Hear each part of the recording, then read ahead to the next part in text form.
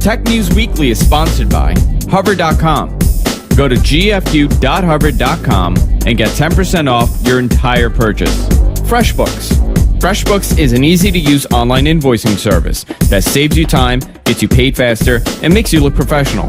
Get started completely for free at FreshBooks.com. And by Audible.com. Get a free audiobook by going to audiblepodcast.com/GFQ. Starting Tech News Weekly in 3, 2, 1.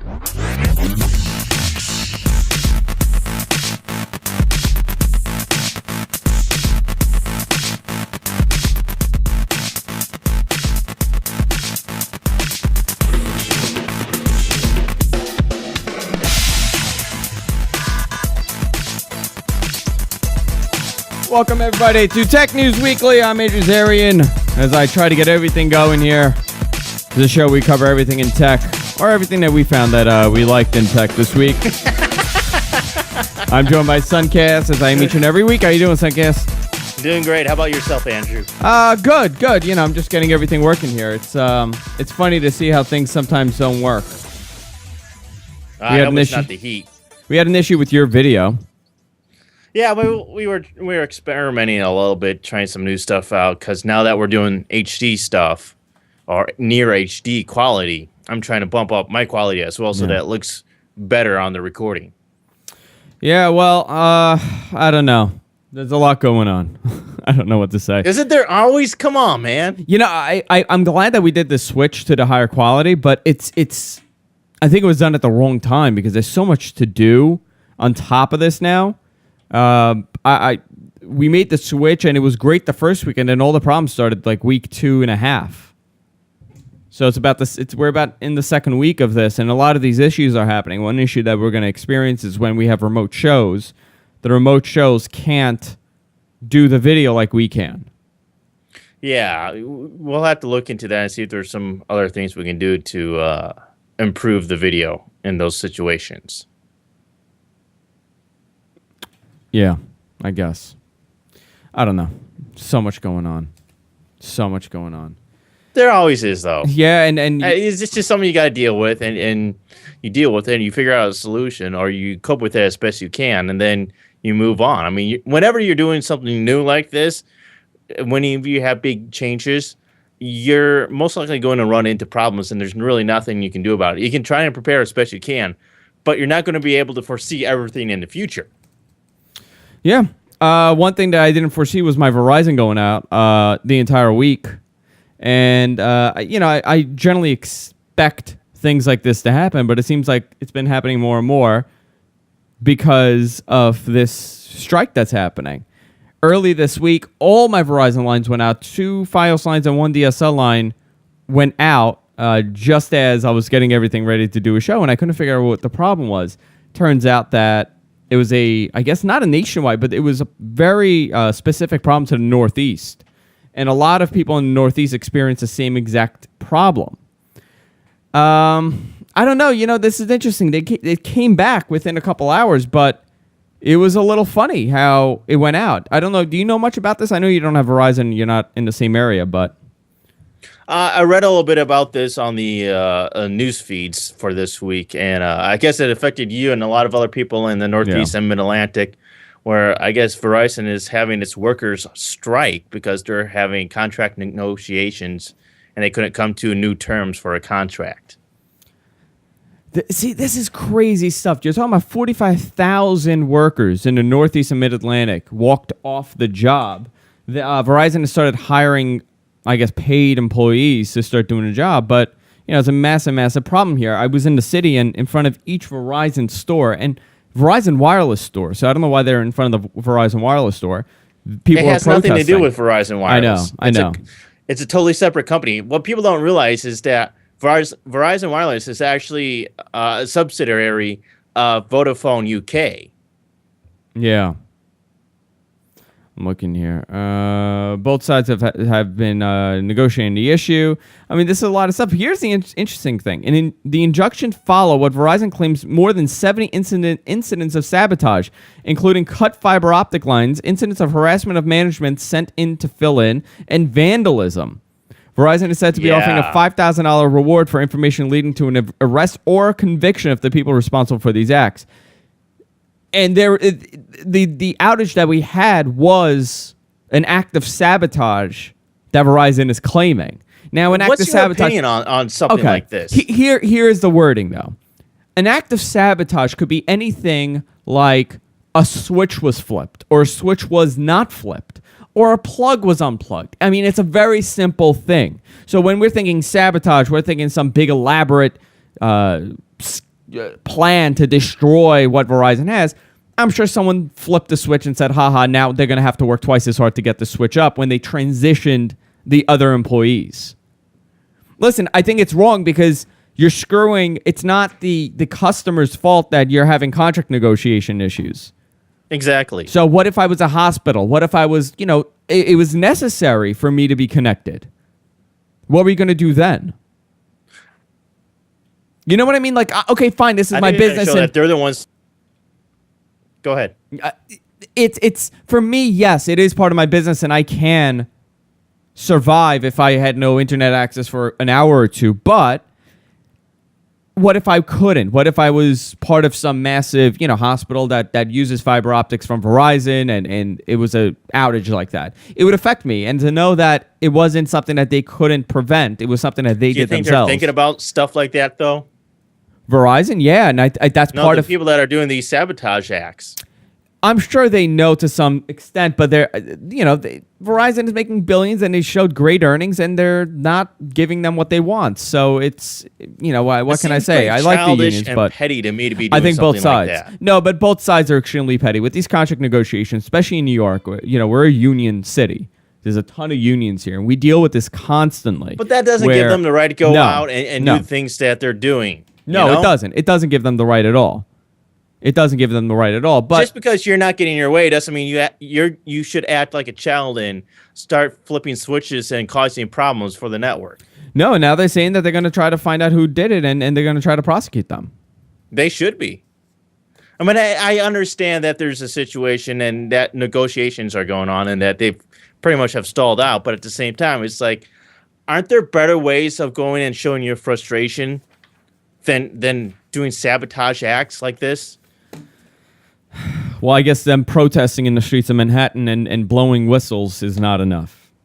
I really hope, and I was going to have a Verizon Fios worker that is on strike call in, but I didn't think of what the outcome would be with his job, and I like the guy, but he does tend to speak a little much. So he might say something that might get him in trouble. So I kind of said, okay, maybe in a week or so, let's see what happens. Because he was really fired up. I was looking at his Facebook, and he was just fired up with this stuff. Wow. So, it's a tough thing. Do you think it's a situation that's going to be resolved in a timely manner, or do you think it's going to go on for like a month or two? How long should we expect something like this to last? I think by next week they'll have some sort of idea of what's happening. So you think it's something that's that dire that needs to be done that quickly? Yeah, because you need these workers back on the job, and the workers need to be back on the job because they're not being paid. So you're talking if 45,000 people have walked out. Let's say the number's a little less than that. These people have families. They have to pay. They need to support their kids. So if you don't go to work for a week and you don't get paid, okay, you can survive on that. But if you're out of work for a month, and these people are now wealthy, rich people, middle class, upper middle class, depending on where you are in a position, how much money you're making. But you're going to have to go back to work. Yeah. You're going to have to. And people need money, people need jobs, and this isn't good for anybody. No, it's not good for anybody. So it's a massive, massive problem. Talking about sabotage and craziness that's going on, the London riots. Holy cow. That is just crazy, chaotic. You imagine, you think about this, and you think, England the UK is a civilized nation. We're not talking about a third world country, and I know third world is not politically correct anymore, but we're not talking about a country that is in chaos. And for something like this to be happening in the UK, is a massive problem. But other than what it is and a political side of this, which we're not going to really go into, but we are going to talk about the social network aspect of what's happening. Sunkast, you want to go into it a little bit? Yeah, this is an interesting story because it's been going on for a few weeks now, and the fact that the couple of stories that I've read didn't quite go into explaining why they're doing this. There's a couple different reasons why they say that they're doing these things. First was that there was a black person that police say was a drug dealer that they shot dead, although he was unarmed, but they're saying that that was one of the reasons why they started protesting. But now it seems like it maybe have snowballed into these anarchists and these people that are fired up about the spending cuts that are happening in the UK right now because they're in such a dire financial strait that they need to cut spending, and people don't want to give anything up, and they're trying to use this in a way to show their power. Like, screw the rich, we're going to do whatever we want. And that seems to be what's happening here. I don't know. They're using BlackBerry is saying that they're going to work with England on giving away as much information as they can. I don't know if you saw that earlier. Yeah, it seems like they're pretty much organizing through Facebook, Twitter, and especially BBM on the BlackBerry. Why BBM, Which I don't though? understand why people are blaming BBM and BlackBerry for all of this. It's a free society. Well, both people sides can use whatever tools they want, right? Both sides are blaming BlackBerry and BBM. One side is saying, well, because of their service, they're able to put this together. And the other side is saying, well, how come you're claiming that you're going to work with the authorities? How come you're going to give our information away? So I really don't understand this. First of all, these people are criminals that are rioting, and you should lock every one of them up and put them all away. And some of these people are just disgusting, and they're behaving in a unbelievable manner. So I think it's the people that are actually inciting and telling these people to go out there and do specific things. Yeah. Those are the people that they should be going after and because releasing information they killed a for. drug dealer, they killed a gang member drug dealer. That's what the police but how did. how does it go from that to a totally separate riot about the entitlement spending? That's what I don't understand. It started off with one kind of protest that was actually peaceful and pretty nonviolent, and then it kind of snowballed into some other things. Well, listen, when you, I think a lot of stuff is happening in the world, and when people see that people are protesting and they look for an opportunity, and these people aren't protesting for anything, they're protesting to steal shit. Yeah, that's why they're doing this. They're rioting just to steal stuff. They burned down a Sony warehouse that has music and stuff. Yeah, it's gone. I'm like, good on you. You just burned all the CDs you were going to buy anyway. So, yeah, I don't know. It's but I think scary it's pretty stuff. interesting that it's kind of a double-edged sword with the social networking that we have now. I mean, on one hand, it's really great for these developing nations like Iran and Syria and Egypt, where we've seen social media play more of a hand in freeing them from oppression. But on the other hand, now we're seeing it in the UK where they're saying, oh, well, social networking is a bad thing. It's letting these people organize. They're just doing the same thing that these other people are doing. Yeah. So it's like, you can't hold BlackBerry and RIM accountable for people using their service just because you don't like what people are using it for. People posting that they stole a 42-inch plasma, and they're posting that they stole other things. A couple of people were talking about beating up police officers. This one girl posted that she stabbed a police officer, but who knows if it's real. There was several police officers that were killed, right? I'm not. Yeah. Well, many were injured. I know that. I don't know the exact number though. I know there's also the riots that are going on in Philadelphia, and I'm getting the two of them a little bit mixed up, I think. But let me ask you this: do you blame social networking? Do you blame them? I cannot hold any of these companies responsible for what people are doing.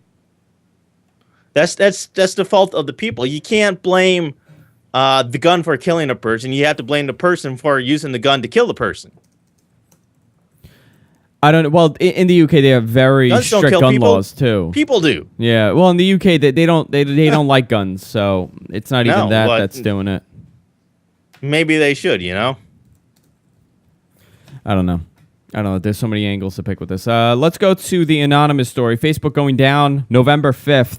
Anonymous wants to bring down Facebook, and they're claiming that Facebook would shut down March 15th also. Earlier this year, that they had claimed that, and it apparently, I don't know how much damage they did, because it wasn't that much of a big story, but it comes from Anonymous, the interesting group of people who have expressed their principles in activism, blah, blah, blah, blah. So the same stuff. But now they're going after Facebook. What do you think of this? It's pretty, yeah. You think they could bring down Facebook? Of course they can. Yeah. They've shown time and time again that they can, get their hands on anything and DDoS pretty much anybody that they choose to. So I think it's very credible. What I find more interesting is how there seems to be a split in Anonymous, where there's a group of them that say, yeah, we're all for this, but then there's also another part of Anonymous that's saying, we don't really care about this, and we're not going to do anything about it, but we really don't support it or care about it. But this isn't really, I mean, for what reason? Is this part of their agenda? I know now that internally they're going up against each other and they're saying, well, this isn't part of what we do. Why are we going to do this? And another side is saying, well, no, let's bring it down. It's such a vague term when they use that term anonymous, and many people come to be part of it, and many people do hacking and whatever they do online. They claim to be part of it, but they're really not. So who knows who's really going to do this? I don't know. It's fascinating that why are you getting interested in doing this? They're claiming that the reason why is because Facebook is selling information to the government agencies. And I just read that the NYPD will be creating a social networking division, social media division, social networking division that goes after people claiming they've done crimes or whatever, and they can find them online. See, that's a very fine line, in my opinion, in what they're doing there. Because isn't it the same as me going and writing a letter and sending it to the newspaper and saying I killed somebody today? I think you have the right to possibly look into it, but it's like saying, how you get into the heat of a moment sometimes and you say things that you don't necessarily mean or wish that you had said, and you regret it later. Yeah. There's a lot of people that say a lot of stupid things online because they feel that they can do it because they're behind a computer. Well, listen, that's going to go away. Go away. And prosecute and look after and investigate anybody that's saying anything on the internet like that, even though they probably don't mean it and they were just pissed off? I think right now, currently, they're saying they're going to go after people that have are known criminals and people with warrants out for their arrests, and this is going to be a way that they're going to be able to find them. But I look at it like this, and I may be told I'm an idiot, but if I go in the street and I scream, I'm going to kill somebody, somebody would call the cops on me. So why can't that be done if it's online? I know it's anonymity, and I know it's on the internet, but the internet is not what it was 15 years ago, where people see it as a joke. No, you just have to figure out where that line is and not cross it, because there is a privacy element to that. Where's that line of privacy where it becomes your privacy and their business? Yeah, I don't know.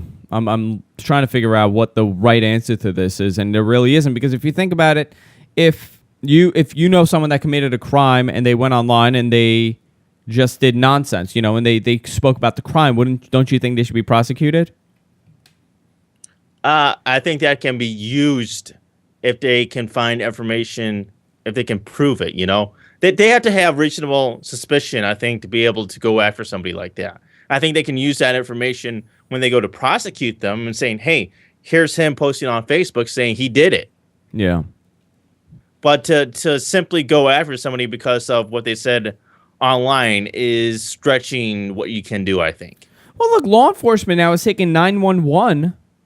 They're bringing FCC plans to bring texting, photos, and video to 911 services. I mean, that's fascinating on its own.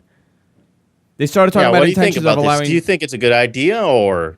I don't. Well, they're calling it the next generation of 911 service. They're planning on bringing 911 texting and even photo and videos later this year. The standout feature of it is just that, the ability to send text messages, photo, and video in event of an emergency. But it also brings a complete overhaul of the back end of the service and is switching to an IP-based architecture and from its current circuit switching system. The FCC should provide more flexibility and to the agencies. I see. Now I'm thinking, if I get hit, if it's a hit and run, I could take a picture and send a text to the law enforcement, right? That's what it would be under. I guess. See, this is what I'm struggling with. Is I can understand being able to call 911 and reach out to 911 via SMS, because you might not be able to be in a situation where you can actually physically speak to an operator, but you could send a text message. But sending a photo or a video seems a little bit unusual to me, because shouldn't that be more or less up to the responding officers to collect that sort of information? Yeah. See, it gets a little funny, but I'm trying to think what. I mean, what are they? What's the 911 operators supposed to do when they get a video or a photo of somebody's license plate from a hit and run? Aren't they going to need more information? Yeah. That is. I mean, how do they know it's not just somebody that's, accidentally sending a photo or a video or whatever, How do they know it's something that's credible and what to do with it? How are they going to understand that? You got to have some sort of way to communicate why you're sending that to them as well. Well, I'm trying to think, how about a video? What kind of video would you send to 911? Why would you send it to And why would you send a video to 911? Why wouldn't you call them first to have them come out, and then when they come out, hand them the video? I could see the text. I could see the text messaging being something, if you're somewhere where you can't talk and you know what I mean, like if it's some sort of emergency and you could text something to law enforcement, or if I'm trying to think, like somebody breaks into your house, you're hiding, you could text 911. Right.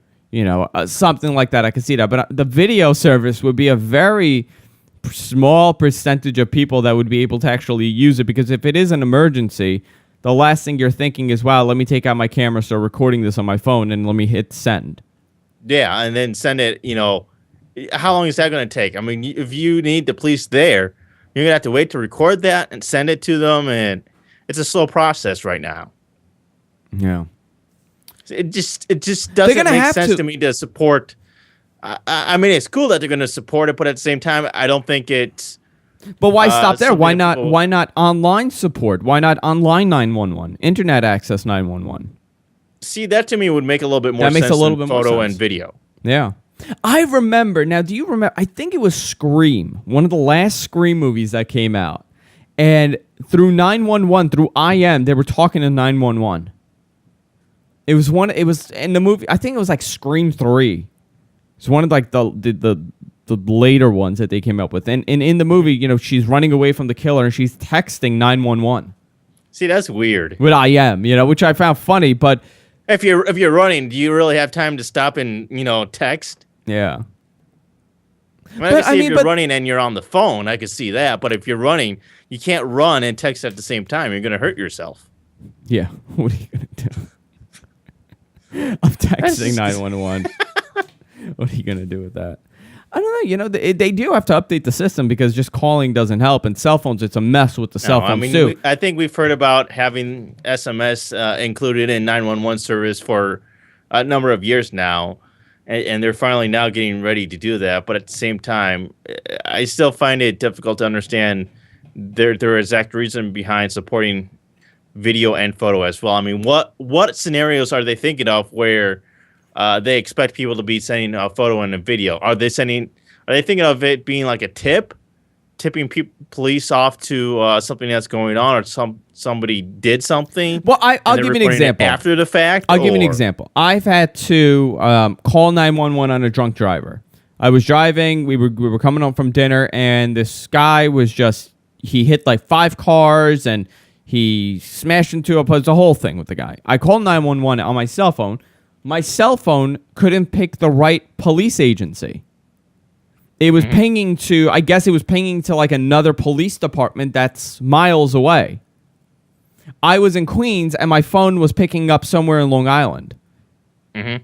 So that system is not working properly either. So they actually had to tell me, you have to call your local authority. This isn't going to work. They couldn't transfer you at all? They didn't know, because it was different jurisdictions. See, this was Nassau County, and I was in Queens.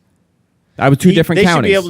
They should be able to forward you, I would think. See, I can actually see that being a situation where that happens a lot of times where you're making a cell phone call to 911, and because of the tower situation and the location, it may forward you to the wrong precinct that you need to call. And I think it would be much more useful if they could forward that call to the correct office. Well, listen, why don't they fix that before they start going into this text messaging? And I can see text messaging being very legitimate. But the you photo can see and video okay. stuff, no. Okay. All right. Let's talk about the internet turning 20, the 20th anniversary of the World Wide Web. And we spoke about this with Paul on Tuesday, but the internet and the World Wide Web are two separate things. The World Wide Web, in its current state, has turned 20. And a lot has changed in the last 20 years, but a lot has not changed in the last 20 years, too. If you look at it, you're talking 1991. It's still full of stupid people. It's still full of stupid people. But I'm trying to think, if you... and let's talk about the mid-'90s to now, the AOL years from 97, 98, 99. How much has the internet changed since then in the last 10 years? 15 years a hell of even. a lot faster. It's gotten faster, but you're still doing the same exact things when you're browsing and you're chatting. Oh, yeah. It's still the same concept, but it's evolved into something else. It is amazing how young it is and and thinking about where it'll be in 30 years when they celebrate the 50th anniversary of the World Wide Web. Who knows if it'll still be here in 30 years? That's a crazy thing. It's kind of like seeing where the CD has evolved to DVD and then evolved into Blu-ray disc. You've seen these changes where you're able to support a higher capacity and much more storage than before. You're consuming more bandwidth, and I think that's where we're heading. Is we're continually growing our bandwidth usage. Back in 1996, 1997, and 1998, I would be surprised if anybody, the average person, used more than 100 gigabytes per month. Oh, no possible way. I remember, and I'll tell you, I remember one of my friends, he was a big FTPer, and he was doing, if he did 10 gigs a month, he would say, wow, I downloaded 10 gigs this month. And you're talking about 97. I do that in a day now. Yeah. I do more. I've done twice that in a day. Well, how much each video that you get from us is about 4 gigs. Yeah, the Andrew Zarian show that I did last night was 5. Yeah, so you do. Was it really? Wow. Just under 5. So. And how many times did you transfer that over? I downloaded it once, but then I compressed it to just under a gig. So to transfer it 3 times, which is about what I normally do. So that's another 3 gigs right there. Yeah, so about almost 10 gigs you did just on one show. Yeah, and even that is a little difficult to do with the technology and speed tiers that ISPs provide today. Like, unless you want to spend a lot of money like what you're doing for Verizon Fios and the higher speed, it's hard to do.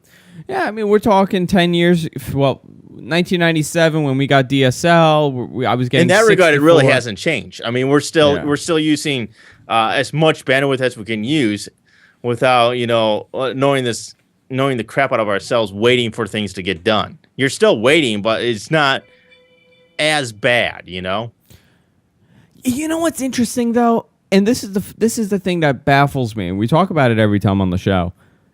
How some areas in this country, let's say New York, I have 40 by 40 Fios. If I wanted to, I could buy 120 by I think 50, which that would be awesome. I could do it. It's like $100. I could get it. Really? Yeah, it's $100 It's only a month. $100? $100 a month. $110 or $100 something like that. That's cheap. It's 150 or 120 kilobits by I think 75, let's say, or 50. Something crazy. But if you go a couple blocks away that doesn't have Fios, you're stuck with 15 by 2. And that's the most you could do. There's a giant gap between... Yeah, and they're still going to charge you $100 for that, too. And they're going to charge you $100 for it, and you're going to be capped, and you're going to have caps, and you're going to have this, and you're going to have that, and you're going to have to deal with the nonsense. How one company is the only one here in New York that's offering these speeds. Everybody else is offering you crap. And they're doing it at a pretty nice price too. And pretty much the same price. See, I don't understand how they can get away doing that. I mean, I'd like it, but then why is everybody else charging so much more money? I don't think people have an option. I don't think you have an option at that point because you're stuck with it. They know you're stuck with it. It's either that or you're going to get DSL, and you're going to get half the speeds for the same price. So if they know that this is it, this is all you have, why are they going to offer you more? Now, in my area, Time Warner Cable, which is competing with Fios, kind of gave in. They said, well, no, this is what we could do. So we're only going to go like 20 by 5. I think that's the most, and it's $100. Yeah, see, that's crazy. There's a big gap, and I'm so blessed to have Fios here, and I'm so lucky to have this because it's an amazing service, and you know the bandwidth that you're getting allows us to do so much more than what most people could do. But to think about paying the same amount and getting half the speeds, it's crazy. And imagine if I moved 20 blocks away, I wouldn't have Fios. Yeah. If I moved, I think even 10 blocks. See, you're never going to move now. No, I can't. I'm kind of stuck into... I have to have an area that has Fios. It's weird how they did the deployment. The deployment went in a straight road, and they deployed, I think it's like 6 blocks to the left and 6 blocks to the right. So if I move 7 blocks to the left, I'm not going to get the service. And I have to go with something that, you know, is old compared to what I have. So there's a big difference in this. Which I always found that interesting, how they did the deployment. You know, we're talking, I'm paying $49.99 for one line and another $69.99 for the other. And I have unbelievable, and I have the DSL, which is like $20. But I'm paying for $150 a month or $130. I'm paying the same for 3 lines than I would for one line for half the speed. All right, just for comparison, I'm with Comcast, and the closest thing to you would be the Extreme 50 tier, which is downloads up to 50 megabits per second and uploads up to 10 megabits per second. And that is $100. That's $100. So 50 by 10. Per month. Yeah, 50 by 10, and you're doing 40 by 40. Is that business class or is that regular? That's residential. What do they have for business class? Can you say? I gotta figure out where their business. But aren't you doing the new Dock System 3 stuff? Don't you have the Dock 3 stuff or no? I think so. I don't know for sure, but I think so. Yeah, I would imagine that you had the DOCSIS 3 stuff because you're in your area, which is supposed to be much faster, but, you know, it's really not. I don't know. You know, it's so scary how they kind of have all the consumer by the balls, and they could do whatever they want. They could do whatever pricing they want, and you really don't have a choice. This is who you're staying with. Do you have another cable provider in your area, or no? That's it. There's AT&T UVerse, which I could get, but it's not quite as good, I don't think. And they have 150. They have that same package for business class. Mm-hmm. $189. $189 for business class. Wow. So it's $90 more expensive to do it for our business class. And what's the difference between the business and what you have? I have no idea. No clue. No clue. Nearly the same thing. Probably the same thing, yeah. Unbelievable. And it's $90 more. Yeah. You know, we're in the age where we're using so much bandwidth. Just this week, Skype announced for the Mac HD video support. And a lot of us, you know, we're using Skype, and I send my video at a higher bit rate, and a lot of people doing HD video conferencing now. It's a popular thing. And you still have these caps, and you're burning through so much bandwidth with just doing one video conference. Mm-hmm. So if this is all I did, so if we're sending the video at about 2 megabits a second with the video conferences, you're going to max out so fast if that's what you do all day long. And if you watch Netflix all day long, and if you watch Hulu all day long, you're going to hit that 100 megabit or 100 gigabit or 150. Pricing to see.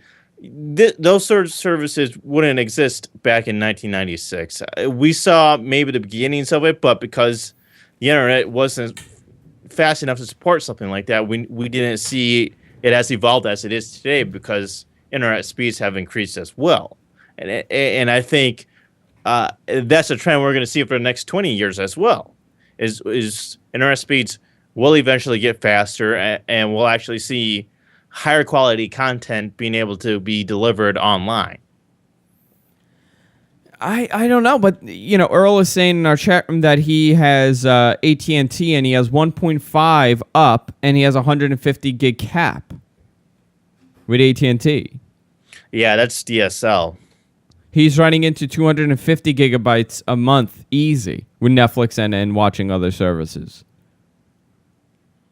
I think we're at a point with the internet where we're hitting a wall again between the ISPs and innovation on the internet. And we went through this. Like Netflix. We went through this a couple years ago, and their answer, the ISP's answer was, okay, we'll give you all the download that you want, but don't ask for upload.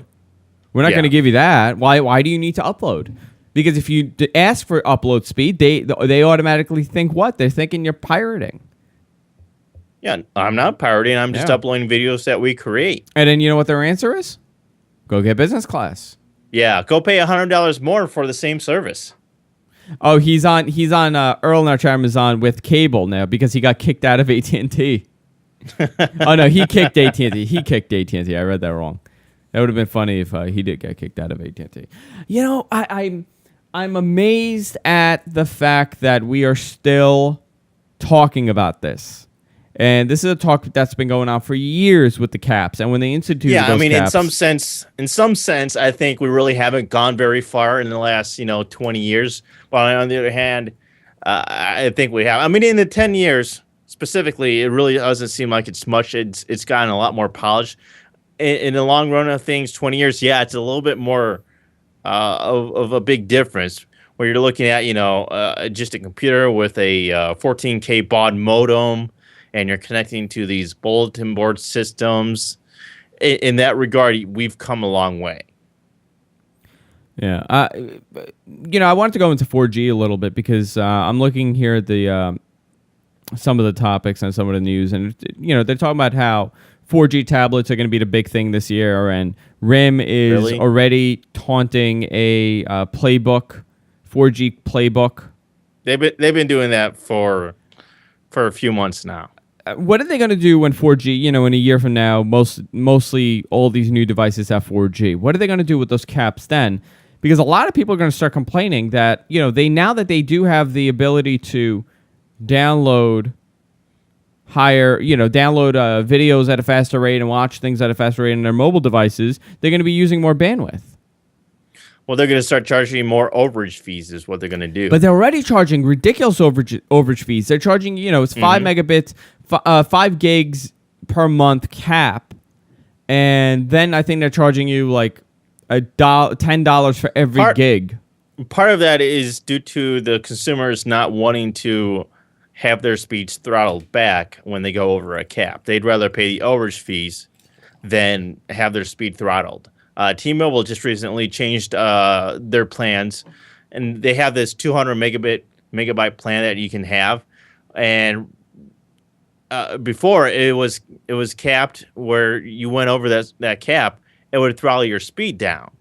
I guess people didn't like that, so now they're just going to say, all right, we're not going to throttle it, but we are going to charge you an overage fee for it. And what would you rather want? Would you want to be throttled or would you want to be capped? That's a tough call. Yeah, I don't know if I could make a decision. They both suck. Yeah, plain and simply, they both suck. Well, right now they cap you, right? That's what they do to you. Yes. I don't know. Android 4.0 ice cream sandwich images are leaked all over the net. Boy Genius reported on this. They have a couple of images of the new Android OS, which they are claiming that will be the next generation Android OS and the one that you do want. Android 4.0. Why is it one that I want? It's going to have a newer honeycomb style UI. It's going to be, pretty much what they're going to do. Honeycomb is only for the tablet right now, and regular Android users, cell phone users, are kind of stuck with Gingerbread. Well, it kind of merges the two, and it becomes one super OS that supports both platforms. The architecture is a little bit different. It's a lot faster. It's speedier. Some graphics changes, but pretty much the same overall look of it. Great, but what happens when it gets into the carrier's hand and the manufacturer's hands and they screw it up? Well, that's the problem here. That's a big problem, Suncast. What happens when they screw it up? Well, they start putting ridiculous stuff on there. They start putting their own software, and they start putting their own UI, and then it becomes awful. Yeah, we've seen this for a couple of years now where Android by itself, everybody loves Android, and they say that it works really well when it's straight Android. But if you get a phone from HTC or some other manufacturer or a carrier, they like to do these things with phones where they'll put their own UI over Android to, in their words, give a better user experience. So here are some of the When really some of the it actually features. just kind of slows things down. So some of the features, if anybody cares, blue themed. So it's a little different rather than it being green. Just graphics. Yeah, like it being green, it's blue, and you could do this with any ROM hack. Camera has built-in panorama mode. Will launch with Google Shopper, and NFC-enabled devices will be able to utilize those features. Gmail is being rethemed, will be available in Nexus S. Nexus Prime will get it first, so that's going to be the bare bone OS and the one that you want, pretty much. Not too many things changed, just UI things. Don't think requirements are set too high for older devices to run it, so if you do have an older device, you can pretty much root it to run this. Google search bar embedded at the very top like in Honeycomb, which I'm not crazy about that. This release, okay, so I'm just reading the release notes. It's pretty early, and you could actually find it online, and you could install it on your computer. I have my phone. I've hacked it, and I've unlocked it or rooted, whatever you want to call it. And I'm running Gingerbread on here, and it's a lot better than it was, but it's still the same problem that we've had with Android this entire time, and the OS is not really developed that well compared to what iOS is doing. And a lot of people, every time I say that, a lot of people get upset and they start saying, "No, you're out of your mind. You don't know what you're talking about." And I'm the easiest thing I could tell you is when I try to browse the web on my phone, it's a lot more difficult than doing it on my iPod Touch. I think part of that is due to the nature of what Android OS is. Google developed this to be a pretty open operating system where they develop the core parts of it, and then they send it off to manufacturers and carriers to do as they please almost. And because of that, you don't necessarily get the same quality control as you would if it was an Apple iPhone, where Apple is going to be like, it's Apple, we're going to do it our way. If you don't like it, you don't carry the iPhone. But it's a simple thing, Suncast. I mean, let's talk about just browsing the net, just looking something up. Our car broke down, and we had to pull up a number for Infinity. Jessica, myself, and Chauncey all have Droids, and we're trying to pull up the stupid number for Infinity's tow service. And we are having such a hard time because the OS is crashing. It's taking too long to load. Really? It was so difficult to do the simple tasks. Don't tell me these things. My parents just got 2 Androids. So well, we have older ones. I have a Droid and a Droid 2, so it might be a problem. But just to do a simple search here on this, it's so much better. It's so different compared to what I'm used to with the Droid. It's faster. That's what matters, right? I'm just doing GFK Network. Okay, here we go. I just found GFK Network. But why do you think that is? Is Apple doing something different to the code that makes it faster? I'm sure. Is it just because... Well, the touch interface is a lot better on Android, on Apple. That's for sure. The touch is a lot better. So when I am pressing buttons, it actually works. Also, I think it's just a better device. And Do you think it's partly because the carrier or manufacturer has changed the Android operating system to their liking that has caused it to become that way? No, mine is bare bones. Okay. Mine was always bare bones. I just feel that it's the software, not so much the hardware. The software is just not where it should be. And it's going to take time for them to be there. It's going to take them a lot of time. Well, how much time are you going to give them? Because it's been, 2-3 years now that they've had Android devices? as the cats are playing here in the studio. Look at this. I don't know if you I mean, see when, that. if you look at the evolution of, let's say, Android in the first 3 years to the first 3 years of the iPhone, The evolution has been and slower. how far they've come. I don't since think they've the done- first generation. They've come a long way, but it's still not where the iPhone was 3 gens in. Right. You know what I mean? We're still talking about a device that's not where the iPhone was. Does that lower your confidence in the brand and Android in the future? That's a good question. I don't know. That's the thing. I think they'll be here and they'll grab the market, but I just feel that Apple will always have a faster and better looking UI than they will.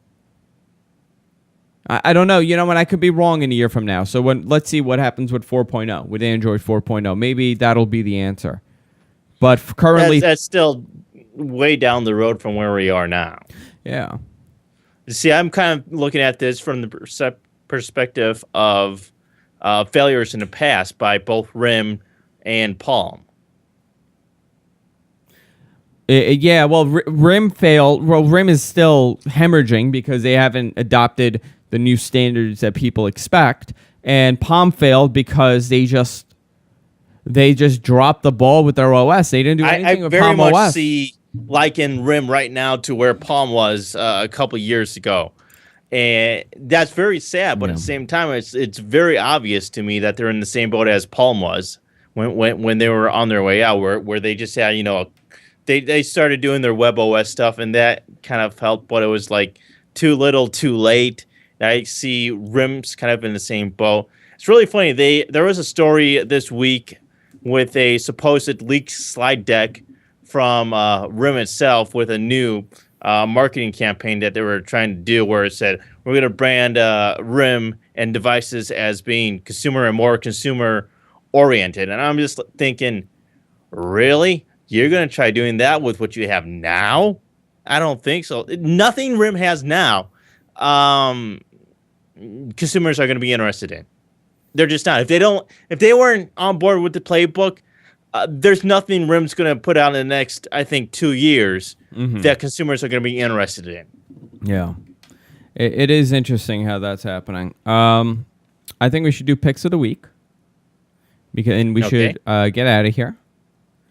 Because I have another show to do, and I have another show to do, and it's getting really hot in here, and my animals are fighting each other right now as we speak. It's a rumble here. Do we have a lower third ready for this, or no? Not yet. I have one. No, it's fine. It's okay. I can do it post process. Okay, we'll do it in post. So I'll go first this week. So my pick this week is the Boxy app for the iPad. It's interesting, and I have a copy here right now, but mine is not fully functioning. I had it, and I unsynced it with the other one. Pretty much what it does, it syncs to the media device. So if you have a Boxy box, it syncs to that, and you kind of have all the access that you would have on the media device.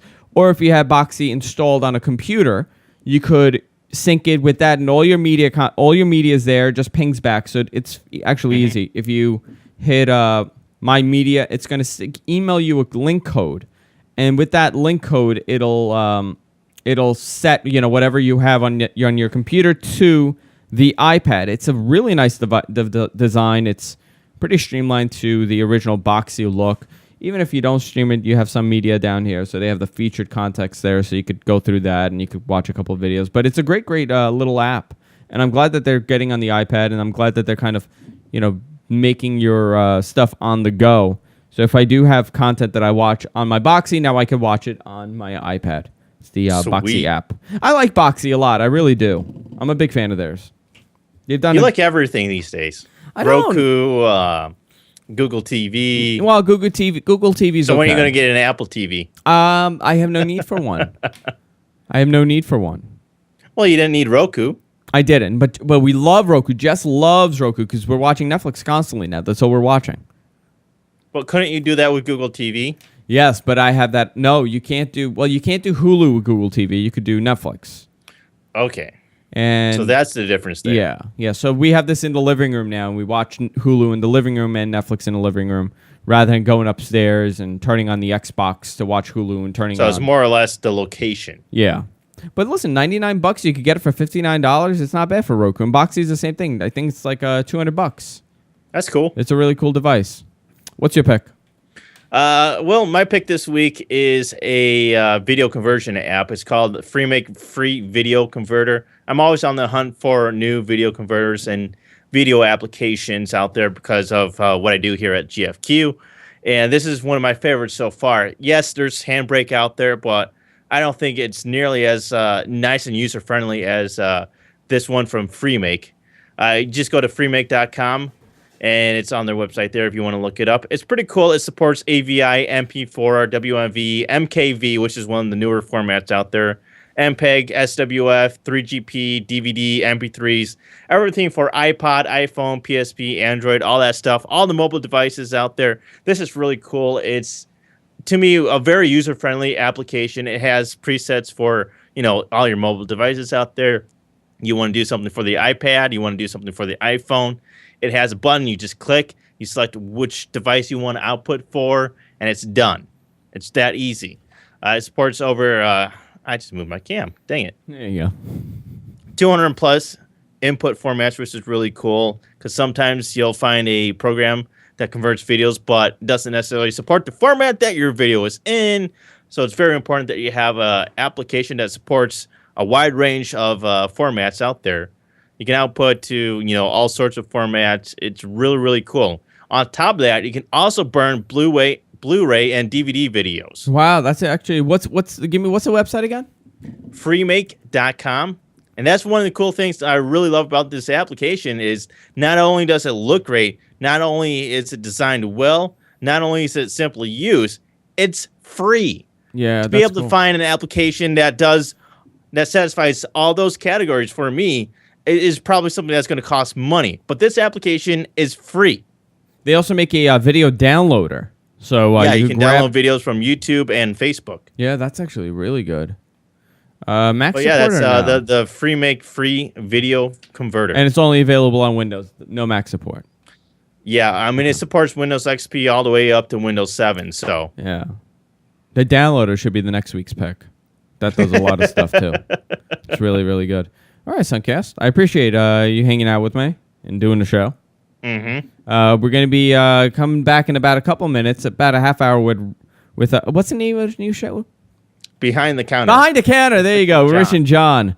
I was going to say Rich's Corner, but no, it's Behind the Counter. We have a new name.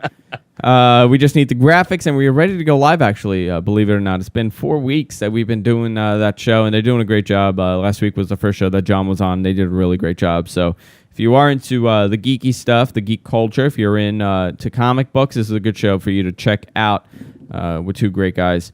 Remember to go to our website, guysfromqueens.com. Also go to stream at gfqlive.tv. We have a great new addition to the GFQ family. Spencer Coburn's The Bald Truth is now on the GFQ Network and available for podcast download in audio and video form. So if you go to gfqnetwork.com, you could listen to The Bald Truth, along with everything else on there, from the Chauncey Hayden Show to the Andrew Zarian Show to What the Tech to I'm Just Saying, even Lunatic Radio's on there.